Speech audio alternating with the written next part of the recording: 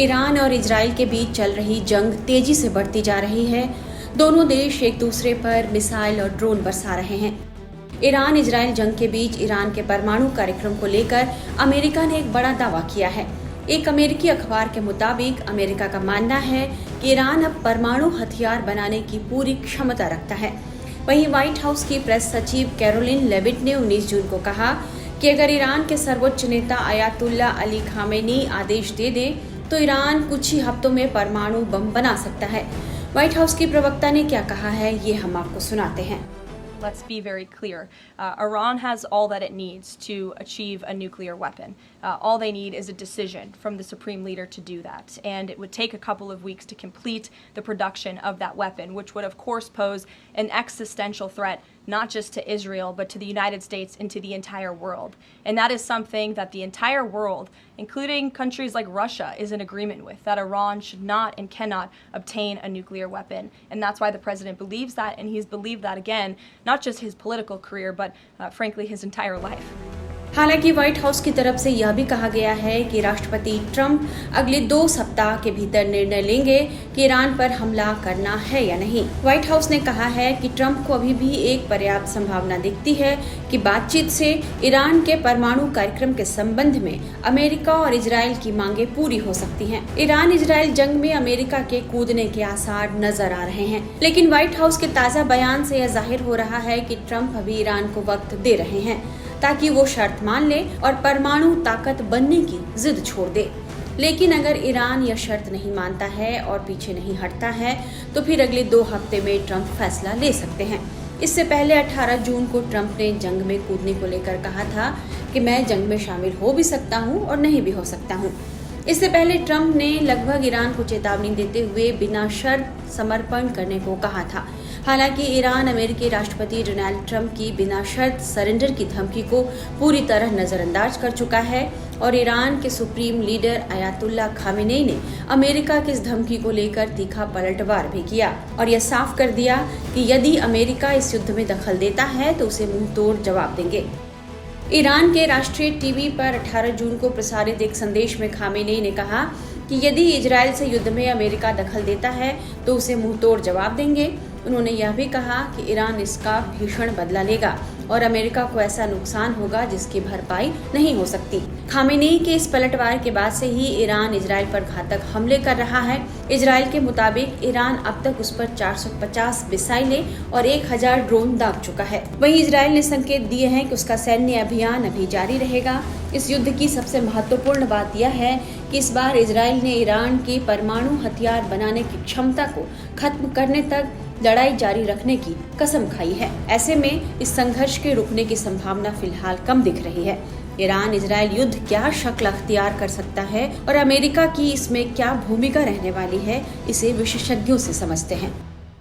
अगर खामनी को माना उन्होंने एक वॉर गोल डिक्लेयर करा है तो ये एक तरह का खतरा और बढ़ता है। ऑलरेडी बहुत खतरा है, ऑलरेडी बहुत जान माल का नुकसान हो रहा है और पूरे रीजन में होने के चांसेस हैं। और इसके ऊपर अगर खामनी को, बात तो थी कि खामनी को मार सकते हैं, ट्रंप भी कह रहा था हमें पता है कहाँ है, मरवा सकते हैं इसे, बट जब ये कह देना कि हमारा वॉर गोल है ये एक अलग बात हो जाती है। अभी फिलहाल के लिए इजराइल को नुकसान हो रहा है कुछ, जितना इजराइल ने सोचा नहीं था। ईरान के कुछ मिसाइल्स गिर रहे हैं। ईरान जितने मिसाइल फेंक रहा है उनमें से करीब 90% ध्वस्त हो जा रहे हैं, बट 10% करीब अंदाजन इजराइल में गिर रहे हैं। इजराइल प्रेशर में है और उधर अमेरिका ने भी डिले कर दिया है। ट्रंप ने बोल दिया मैं 2 हफ्ते बाद ही कुछ सोचूंगा।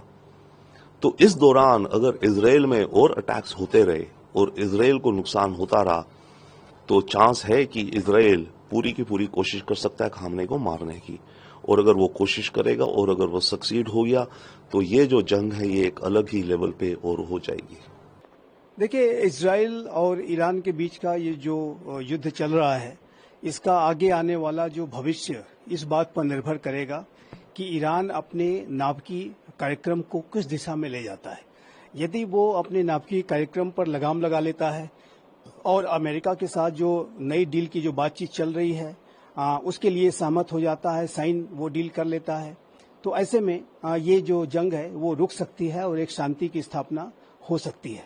लेकिन यदि ईरान अपने नाभिकीय कार्यक्रम को और अधिक तेज गति से आगे बढ़ाता है, अपने यूरेनियम इनरिचमेंट के प्रोग्राम को तेज गति से आगे बढ़ाता है, तो ऐसे में आने वाले समय में न सिर्फ इजराइल बल्कि यूनाइटेड स्टेट्स ऑफ अमेरिका भी ईरान के जो न्यूक्लियर इंस्टॉलेशंस हैं उस पर कोई सीधी कार्रवाई कर सकता है और जो ईरान के जो डीप अंडरग्राउंड जो न्यूक्लियर फैसिलिटीज हैं उसको अमेरिका भी सीधे हमले के माध्यम से हिट कर सकता है। अमेरिका के पास वो कैपेबिलिटीज हैं जो अर्थ पेनिट्रेटिंग बंकर बस्टर बॉम्ब्स हैं वो अमेरिका इस्तेमाल करते हुए उन डीप अंडरग्राउंड फैसिलिटीज को हिट कर सकता है और उसे डिस्ट्रॉय कर सकता है। तो ये ईरान के पास अभी भी स्पेस है और ईरान यदि अपने नाभिकीय कार्यक्रम पर रोक लगाता है तो ये जंग रुक सकती है, लेकिन अमेरिका और इजराइल इस बात को लेकर के संकल्पबद्ध हैं कि वो ईरान को न्यूक्लियर वेपन्स एक्वायर नहीं करने देंगे और इस दिशा में वो बड़ी से बड़ी कार्रवाई मिल करके भी कर सकते हैं। ऐसी संभावनाओं को रूल आउट नहीं किया जा सकता।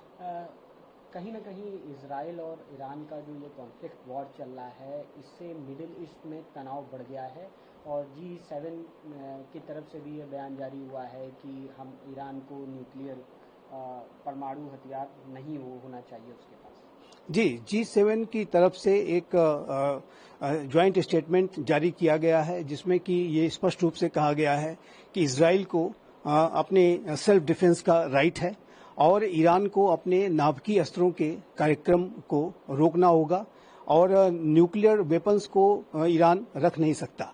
तो इस तरीके का जो एक ज्वाइंट स्टेटमेंट G7 की तरफ से आया है जो कि 7 बड़े धनी लोकतांत्रिक और औद्योगिक राष्ट्रों का सबसे बड़ा संगठन है, वो एक महत्वपूर्ण बयान है और ईरान के ऊपर ये जाहिर है कि इससे और अधिक दबाव बढ़ेगा कि ईरान अपने नाभिकीय अस्त्रों के हासिल करने के कार्यक्रम को त्यागे, उस पर रोक लगाए और वो किसी तरीके से यूरेनियम इनरिचमेंट को आगे न बढ़ाए। और G7 का ये बयान भी जाहिर है कि ईरान के लिए एक भारी दबाव का कारण बनेगा, ये स्पष्ट रूप से दिखता है। लेकिन मिडिल ईस्ट में तनाव भी बढ़ गया है काफी। देखिए, मिडिल ईस्ट में जो तनाव की स्थिति है वो लगातार बनी हुई है। पहले से ही जो इजराइल और हमास के बीच का युद्ध है वो चल रहा था और ऐसे में अब ईरान और इजराइल के बीच का जो डायरेक्ट एक युद्ध शुरू हो गया है और यदि ये युद्ध फर्दर एस्केलेट करता है तो ये तनाव और अधिक बढ़ेगा और ये जो पूरा युद्ध है इसकी जो वर्तमान की स्थिति है उसमें जो विश्व के जो एनर्जी सप्लाई चेन्स हैं वो प्रभावित हो रहे हैं, जो ऑयल सप्लाई रूट्स हैं वो प्रभावित हो रहे हैं और यदि इस युद्ध का एस्केलेशन होता है, स्टेट ऑफ हॉर्मुज को यदि ईरान ब्लॉक कर देता है तो ऐसे में जो ऑयल सप्लाई रूट्स हैं वो गहरे तरीके से बाधित होंगे और ऐसे में जो पूरे विश्व के एनर्जी सप्लाई चेन्स पर इसका नकारात्मक असर पड़ेगा। तेल के जो दाम हैं वो और अधिक बढ़ेंगे। तो ये जो स्पष्ट रूप से दिखता है कि वर्तमान समय में जो इजराइल और ईरान के बीच के युद्ध की वजह से पूरे मिडिल ईस्ट रीजन में एक व्यापक तनाव की स्थिति व्याप्त हो गई है और ये तनाव आने वाले समय में ईरान का यदि यूरेनियम इनरिचमेंट का प्रोग्राम और अधिक आगे बढ़ता है तो ये तनाव और अधिक गहरा सकता है और इससे जाहिर है कि पूरा विश्व भी प्रभावित होगा। भारत तो इससे प्रभावित निसंदेह होगा ही।